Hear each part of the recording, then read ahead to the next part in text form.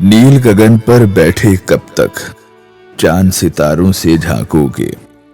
पर्वत की ऊंची चोटी से कब तक दुनिया को देखोगे। आदर्शों के बंद ग्रंथों में कब तक आराम करोगे।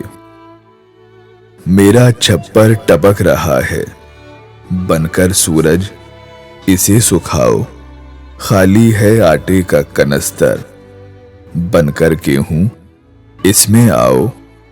माँ का चश्मा टूट गया है, बनकर शीशा इसे बनाओ।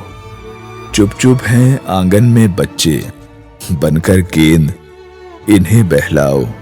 शाम हुई है चांद उगाओ, पेड़ हिलाओ, हवा चलाओ। काम बहुत है हाथ बटाओ, अल्लाह मियाँ मेरे घर भी आ ही जाओ, अल्लाह मियाँ।